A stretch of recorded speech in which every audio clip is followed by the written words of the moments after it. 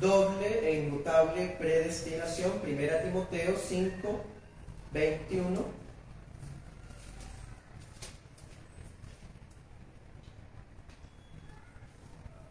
Uno de los tantos pasajes que estaremos mirando dice: requiero solemnemente delante de Dios y de Cristo Jesús y de sus ángeles escogidos, que guardes estas cosas sin prejuicio, no haciendo nada con parcialidad. Bien. Estamos estudiando entonces el tema del decreto de Dios. Hemos estado viendo sus significados, sus implicaciones, y hoy vamos a estar viendo el decreto de predestinación, habiendo visto el de predeterminación. La semana pasada vimos que cuando hablamos de sucesos o eventos, técnicamente hablamos de predeterminación, ¿sí? Son tecnicismos teológicos. Pero cuando hablamos del destino eterno de las almas, hablamos de predestinación, ¿sí? Pero algo muy a propósito del texto que acabamos de leer es que la predestinación aplica no solo para almas humanas, sino también para ángeles. Y lo acabamos de leer. Le dice el apóstol Pablo a Timoteo: te requiero que guardes lo que te he enseñado. Ese mismo Dios que escogió a unos ángeles y también tiene a sus escogidos entre la humanidad, por lo tanto tú debes predicar este mensaje, ¿sí? Así que vemos que el decreto de Dios incluye también el destino eterno de ángeles y seres humanos. No solamente hablamos de escogidos en lo que se refiere a la iglesia, es decir, aquellos que fueron redimidos por la sangre de Cristo para ser partes del pueblo de Dios, sino que también se incluye a por qué no todos los ángeles cayeron con Satanás, ¿cierto? Y por qué algunos fueron preservados. Bueno, porque había un decreto de predestinación que también benefició a los ángeles escogidos. Vamos a estar estudiando hoy entonces esta enseñanza acerca de la doble predestinación y de la inmutable predestinación en dos puntos. En el primer punto veremos el decreto de elección. Y el segundo punto veremos las implicaciones de la predestinación bíblica. Como siempre, terminaremos con algunas aplicaciones. ¿Listos? Vayamos a Mateo 25:34. Primer punto, decreto de elección.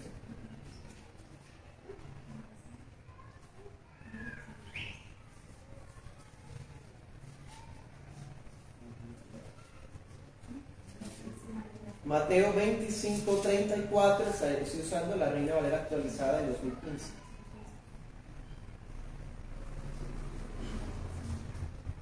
Entonces el rey dirá a los de su derecha: vengan, benditos de mi Padre, hereden el reino que ha sido preparado para ustedes desde la fundación del mundo. Ahora miren el 41. Entonces dirá a los de su izquierda: apártense de mí, malditos, al fuego eterno preparado para el diablo y sus ángeles. Interesante. Hay un fuego eterno preparado para los que comúnmente denominamos ángeles caídos, desde la eternidad. Y hay un grupo de ángeles que se les dijo escogidos. ¿No le parece que es lo mismo que se habla cuando se refiere a los seres humanos? Lo que está en el verso 34, que hay unos benditos a los cuales se les preparó la eternidad para recibirlos a ellos, y que hay unos malditos que también se les ha preparado el fuego que inicialmente pudiese haber sido pensado en términos humanos para a los ángeles caídos, terminará siendo el destino eterno de las almas humanas reprobadas, ¿sí? Entonces vemos, hermanos, este decreto de elección es la misma predestinación, ¿sí? ¿Y qué es entonces la predestinación? Bueno, es el decreto por el cual fueron preordenados para vida eterna algunos ángeles y algunos seres humanos, ¿sí? Para vida eterna y para gloria, mejor dicho. Y esa predestinación se llevó a cabo por medio de Jesucristo. Jesucristo es el medio por el cual ese decreto fue no solamente orquestado por el Dios Trino en la eternidad, sino también su finalidad, porque todos los escogidos van a servirle, a adorarle por la eternidad al Señor Jesucristo. ¿Sí? Vamos a Efesios 1:4. Efesios 1:4 al 6.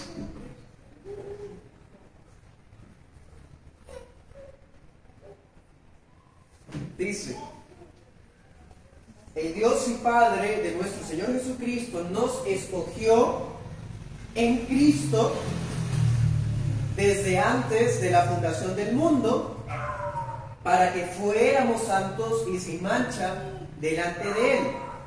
En amor nos predestinó por medio de Jesucristo para adopción como hijos suyos, según el beneplácito de su voluntad, para la alabanza de la gloria de su gracia, que nos dio gratuitamente. ¿En quién? En el amado. Dese cuenta el énfasis. En Cristo nos predestinó. En amor nos predestinó por medio de Cristo. Y dice, su gracia que nos dio en el amado. O sea, Cristo, Cristo, Cristo. Cristo es el medio por el cual fuimos predestinados. Y aquí está hablando a los seres humanos, que es lo que más muestra la Biblia. El tema de los ángeles se menciona, y ya pues lo mencionamos nosotros también, pero lo dejamos hasta ahí. Ya es especular más allá de eso, no tenemos derecho. Por lo pronto nos importa lo que refiere a nosotros, ¿sí? Y es que el propósito detrás de este decreto soberano de Dios, el Dios Trino, que fue ideado antes de la fundación del mundo, es la manifestación de la gracia de Dios. Y Efesios lo dice, en toda su gloria, para la alabanza de su gloria. Y así como vemos que Cristo es el medio por el cual esa elección se lleva a cabo, vemos una y otra vez que la gloria de Dios es tanto el fundamento como el propósito de esa elección, la gloria de Dios. ¿Bien? Pero hay otro detalle que usted tuvo que haber visto en ese texto que acabamos de leer. Si hablamos de predestinación con respecto a seres humanos, la predestinación necesariamente implica santificación, porque una evidencia visible en el tiempo de que somos beneficiados del decreto de elección de la eternidad es que Dios nos ha preservado de nuestro propio pecado, porque dice que nos escogió en Él para que fuéramos santos y sin mancha. ¿Sí? Vamos a Romanos 11:4. Romanos 11:4 dice: pero ¿qué le dice la respuesta divina a Elías? He dejado para mí 7,000 hombres que no han doblado la rodilla delante de Baal. Así también en este tiempo presente se ha levantado un remanente según la elección de gracia, ¿sí? Y si es por gracia, no procede de las obras. De otra manera, la gracia ya no sería gracia. ¿Bien? Que pues, lo que Israel busca, eso no lo alcanzó, pero los elegidos sí lo alcanzaron, y los demás fueron endurecidos. Como está escrito, Dios les dio espíritu de estupor, ojos para no ver y oídos para no oír, hasta el día de hoy. Entonces démonos cuenta. Propósito es la gloria de Dios. Evidencia es la santificación. ¿Sí? Pero también vemos que esa santificación significa que somos parte de un remanente. Remanente es un puñado extraído de una multitud o de un grupo amplio. Se extrae un porcentaje, ¿sí? Un remanente. Y dése cuenta, ¿ese remanente qué? Dice Dios, yo me he reservado. ¿Quién fue que los santificó? Dios. El Dios que elige es el Dios que santifica. Por lo tanto, ellos no doblaron su rodilla ante Baal, ante un Dios pagano, pero fue no solamente porque ellos no lo quisieron hacer, sino porque Dios fue el que se los reservó para él. ¿Se dan cuenta?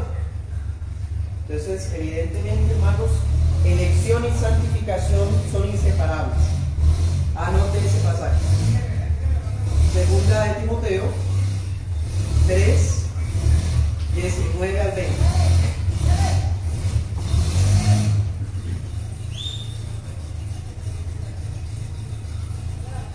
Bueno, entonces con esto entendemos tanto los ángeles que no cayeron con Satanás, como los hombres caídos que fueron escogidos para salvación. Todo esto se ha basado, tanto los ángeles que no cayeron, me refiero, tanto los ángeles que no cayeron como los hombres caídos pero que fueron luego redimidos, todo fue escogidos para salvación, por gracia y con poder para que no se perdieran después, ¿sí? O sea, es impensable que Dios elija y luego deje que se pierda algo. Bueno, ahora bien, vamos a mirar esto. En el Salmo 33, 12, vemos que esta elección de gracia de la que habla Pablo es una elección que se cumple en términos colectivos. En ese pasaje se dice que Dios escogió a Israel, ¿sí?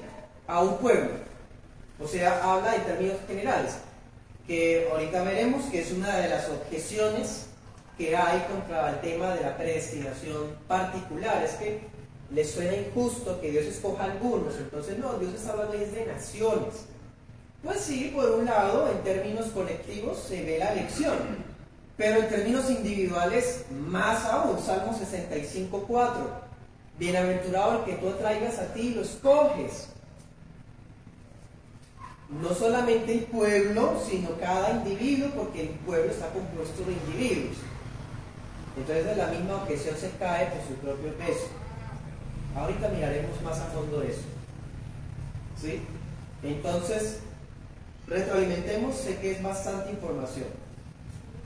Estamos viendo que la predestinación es el decreto por el cual el Dios Trino preordenó a vida y gloria a ángeles y a seres humanos, que es por medio de Jesucristo, que es para su gloria, y que una evidencia de ello es que los ángeles escogidos no cayeron, y que los seres humanos que aunque cayeron fueron redimidos, ellos van a ser preservados en santidad, preservados de doblar su rodilla al mundo, al diablo y a todo lo que el mundo ofrece, porque Dios mismo los preserva.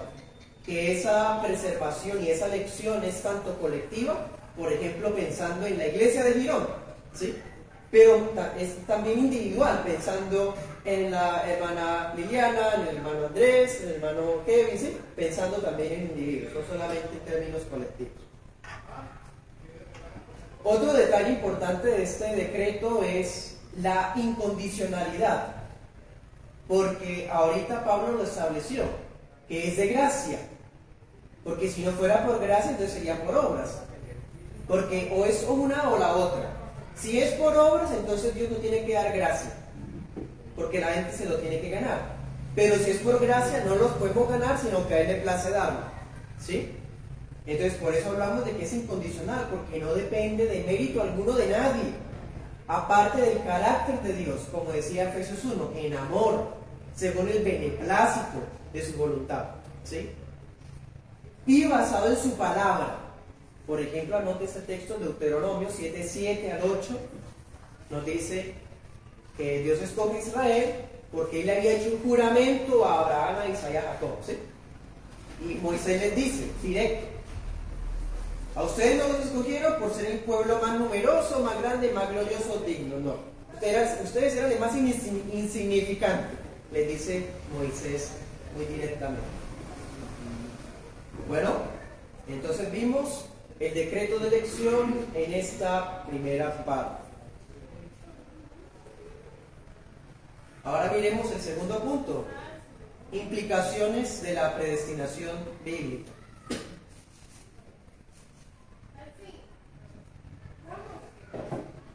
Hoy vamos a mencionar por lo menos dos. Primera implicación de eso que estamos hablando de predestinación. Acuérdense que el tema de los ángeles, si usted no lo sabía, ya lo aprendió, pero lo dejamos ahí porque la prioridad de la Biblia es la salvación de los seres humanos. ¿Sí?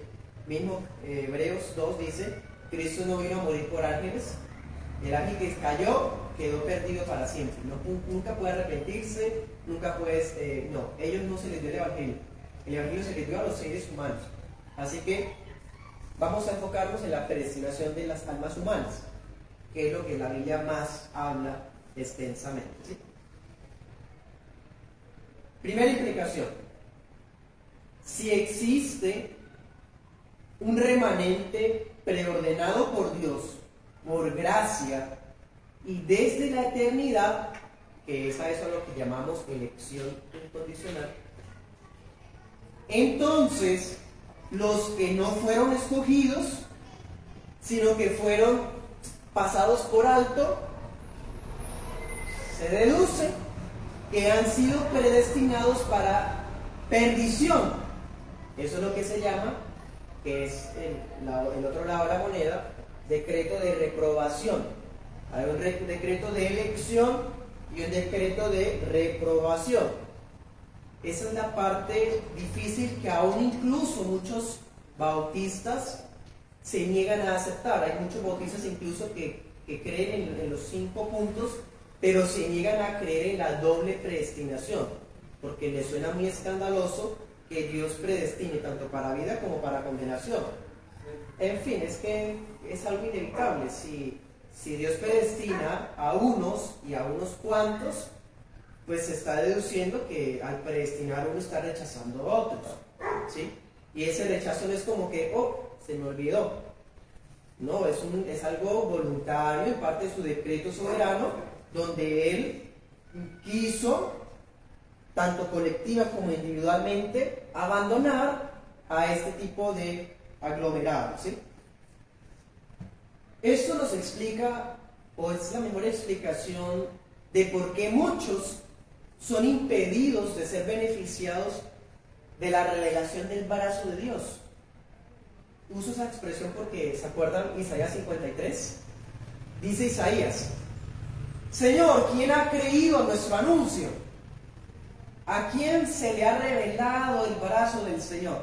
Y empieza Isaías a decir la descripción de Cristo. El apóstol Juan cita eso para probar que ya se cumple. Mírenlo, Juan 12:37. Y miren esto, voy a leérselos porque es directo. Juan 12:37 dice, pero a pesar de haber hecho Jesús tantas señales delante de ellos, no creían en Él. ¿Y qué luego dice? Para que se cumpliera la palabra del Señor, por medio del profeta Isaías, que dijo, Señor, ¿quién ha creído a nuestro mensaje? ¿A quién se ha revelado el brazo del Señor?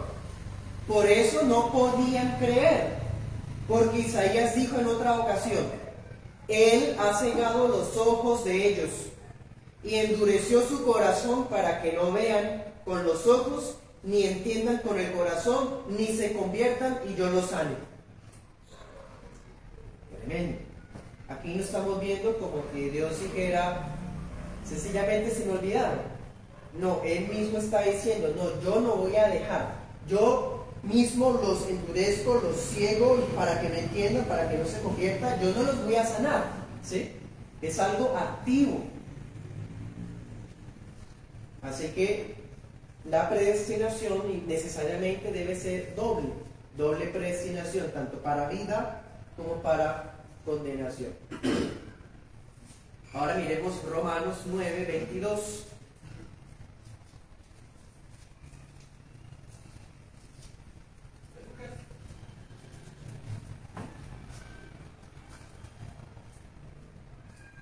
La semana pasada casualmente vimos las dos típicas objeciones a esto que estamos mostrando, que es el arminianismo y el molinismo. Y refutamos ambas ideas de manera breve. Romanos 9:22 dice: ¿y qué hay si Dios, queriendo mostrar su ira y dar a conocer su poder, soportó con mucha paciencia los vasos de ira que han sido preparados para destrucción? En otras palabras, hay unos vasos de ira, fueron preparados para ira, ¿sí? Y Dios los soporta porque en ellos muestra de manera gloriosa atributos que de otra forma quizás no habría otra manera de evidenciarlo. Su paciencia, su compasión, su misericordia, su clemencia. Y cuando ya estén al fin en la condenación, va a ser exaltada la justicia de Dios. Así que Dios en ninguna manera pierde o es insultado o deja de ser menos glorioso, ¿no? Porque Él es glorificado en la salvación y es glorificado en la condenación también de las almas. Bien, entonces, dése cuenta, nadie recibe injusticia. Tanto los unos y los otros reciben algo de parte de Dios. Los del decreto de elección, ¿qué reciben? Gracia. Ellos no se lo ganaron, no merecían, simplemente Dios le plació escogerlos. Reciben gracia. ¿Y estos de acá? ¿Qué? ¿Eran peores que los otros? No, porque eran lo mismo. Eran lo mismo. Estos de acá reciben justicia, porque ellos merecen la condenación por su pecado. Así que nadie recibe injusticia en realidad. ¿Ven? Entonces, en esto se manifiesta la justa ira de Dios. En esto se manifiesta y se exalta la gloria de su justicia. Miremos otro texto, 1 de Pedro 1:8. 1 de Pedro 1:8 dice: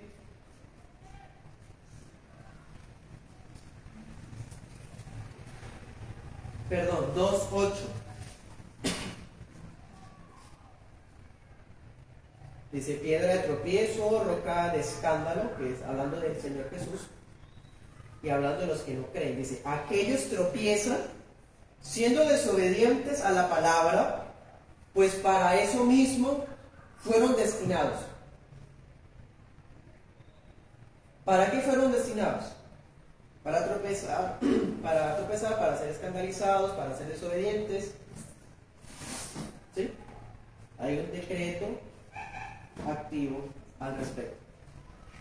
Anote este otro que quizás es más directo, Judas 4.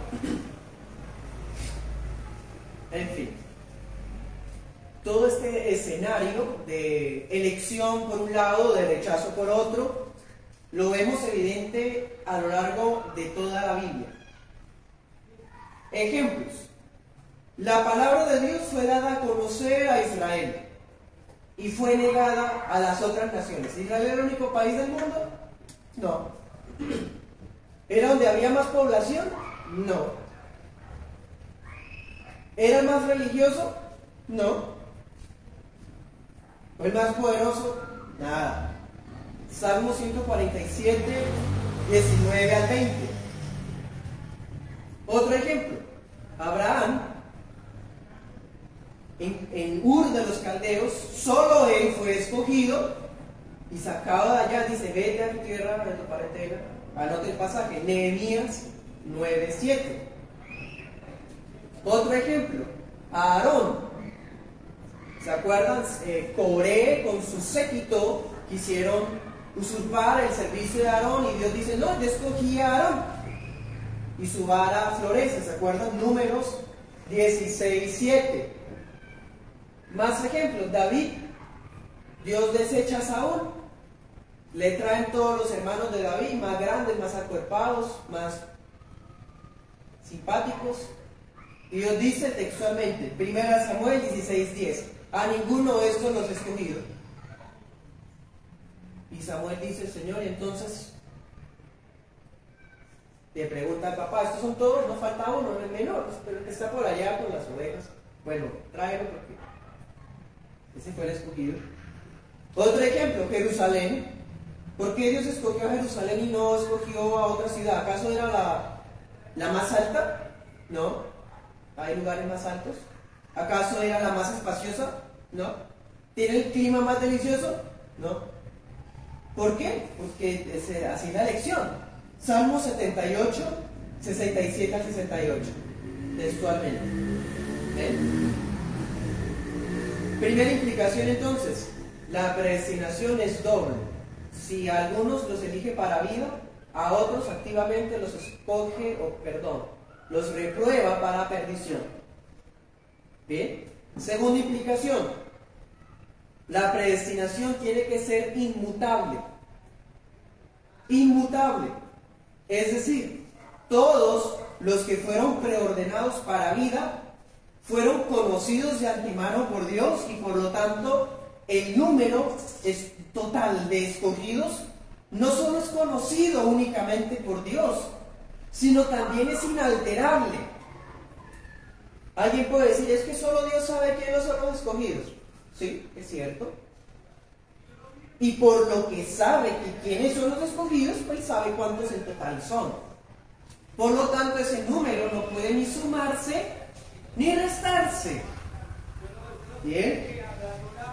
Romanos 8:30 dice, a los que antes conoció, a esos los predestinó. Bien.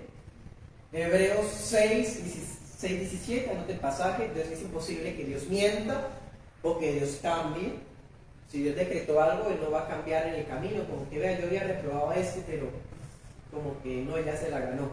Vamos a añadirlo, pero como el número es inalterable, pues saquemos a porque es un cristiano perezoso. Para allá, perdió la salvación. ¿Qué tipo de Dios podría, cómo podríamos confiar en Dios si Él fuera así? ¿No les parece? Un Dios mutable, cambiante. No, nuestro Dios nunca cambia. El número de elegidos es tan cierto y definido que no se puede aumentar ni disminuir. Bueno, entonces, segunda implicación, el decreto de predestinación es inmutable. Bueno, conclusiones o aplicaciones para esta noche. Voy a darles dos. Primero, entre sus múltiples y muy creativos intentos por explicar de una manera más cómoda y humanista este tema, el arminianismo ha propuesto que Romanos 9 es un texto que está hablando de la elección de Jacob. Entonces uno lee Romanos 9 y ¿se acuerdan? Ahí dice que había escogido a Isaac, ¿sí? Y que de Rebeca salieron dos, entonces él escogió a Jacob y a Esaú le rechazó, ¿sí? Y entonces debe ser que él está hablando es de Israel como tal y no de Jacob como individuo. Bueno, hay problemas con esta salida. Es un escape un poco creativo, ¿no? Y como vimos la semana pasada, las alternativas humanas siempre traen problemas. De un lado, es que vimos, ¿no? También, ellos quieren escapar de lo escandaloso que suena que Dios elija a un individuo en detrimento de otro. Es escandaloso, no puede ser. El grito bíblico, injusto. Pero ellos, si eso que dicen ellos es cierto, pues es peor. Es peor porque, pues en la opinión de ellos, ¿no? Es peor porque está diciendo que Dios escoge naciones enteras. O sea, nosotros estamos diciendo que la elección también es individual, que él escogió a Jacob y rechazó a Esaú. Pero ellos están diciendo que Jacob es Israel, o sea, la genealogía, el reino, y Esaú es Edom, o sea, todo un reino, generaciones, o sea, peor. ¿No se dan cuenta? Terminan no condenando a uno, sino a un montón de gente. Les sale peor su salida, ¿no?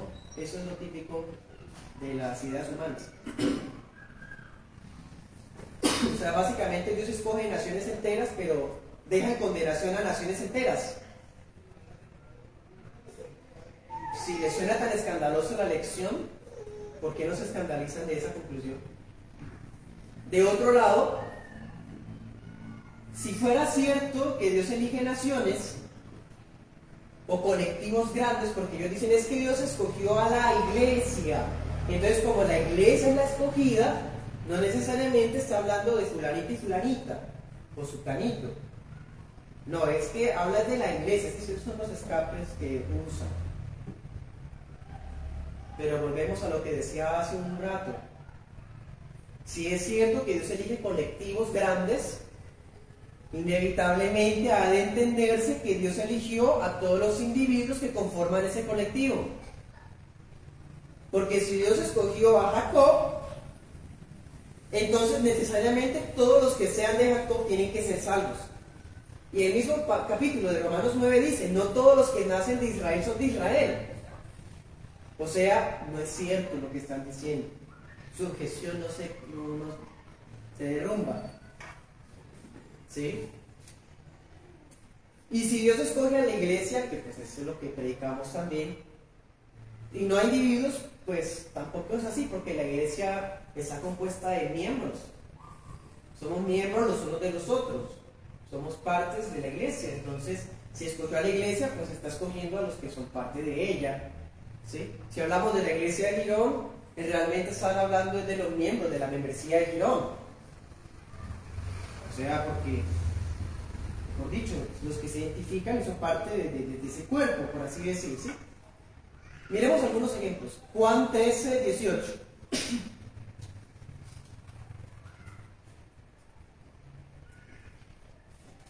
Juan 13, 18, por ejemplo.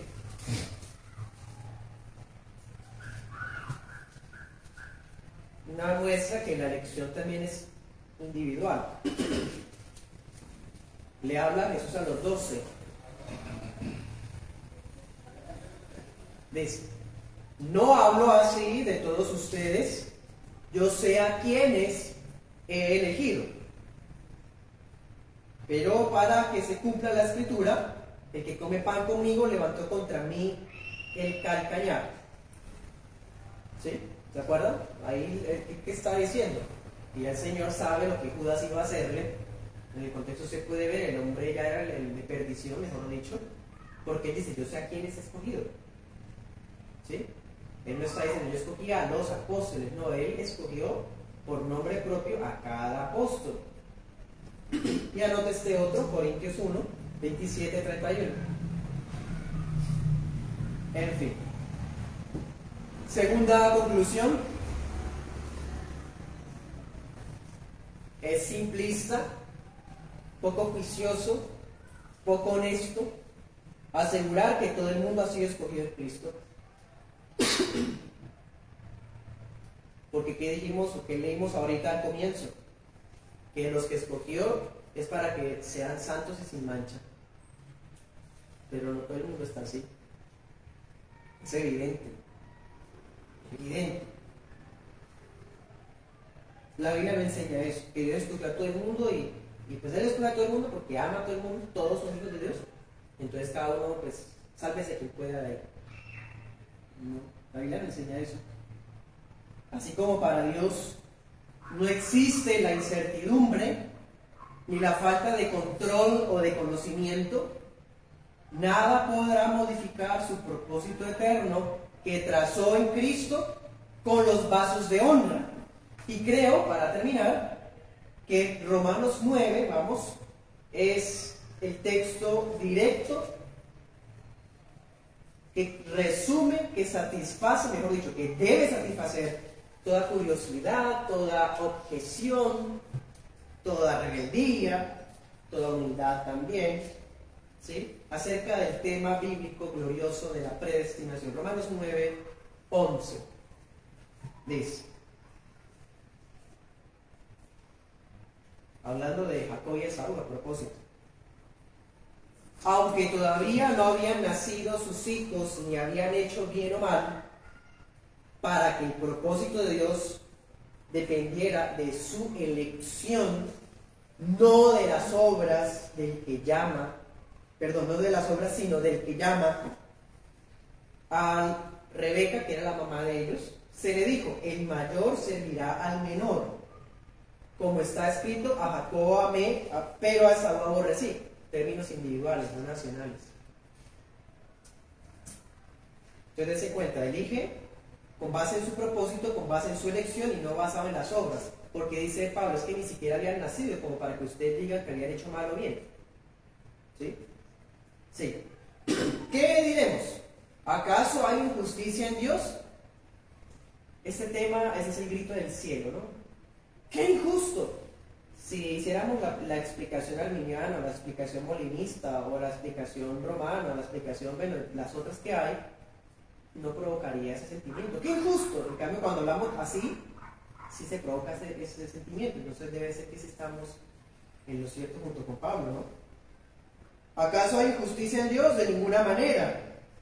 Porque dice a Moisés, tendré misericordia de quien tenga misericordia, y me compadeceré de quien me compadezca.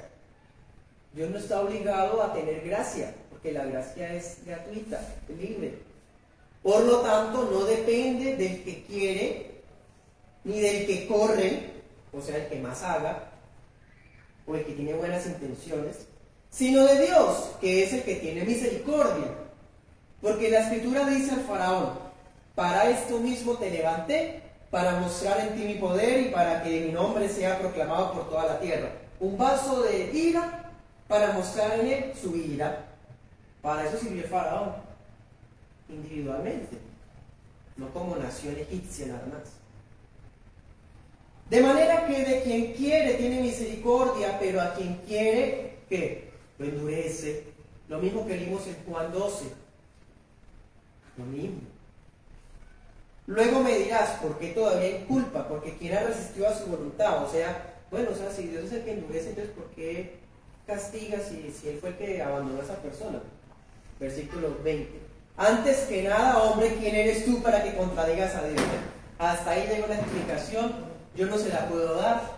La teología histórica no se la da. Ninguna iglesia confesional histórica puede darla, más allá de eso que estoy diciendo, porque Dios quiso reservársela en su misterio.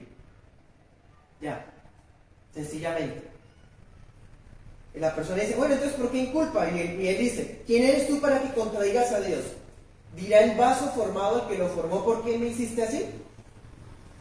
O sea, no le respondió, lo detuvo. O sea, ojo con cuestionar la voluntad eterna de Dios.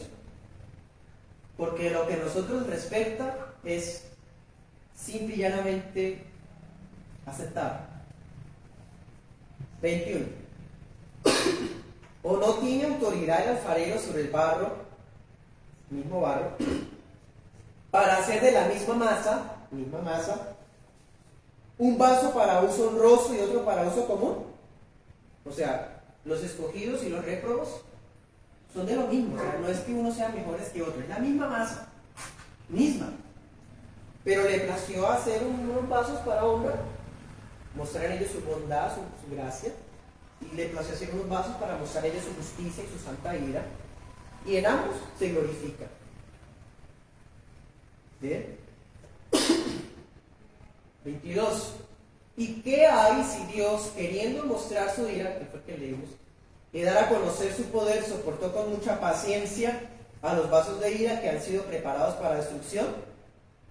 ¿Y qué hay si Él hizo esto para dar a conocer las riquezas de su gloria sobre los vasos de misericordia que había preparado de antemano para gloria, a los cuales también ha llamado, esto es, a nosotros, no solo de entre los judíos, sino también de entre los gentiles? Impresionante. El que no esté satisfecho con esto, hermano, no sé.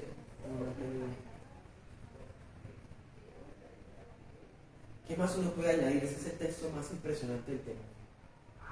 Tan directo. Nosotros simplemente decimos amén. Amén, alfarero nuestro Padre.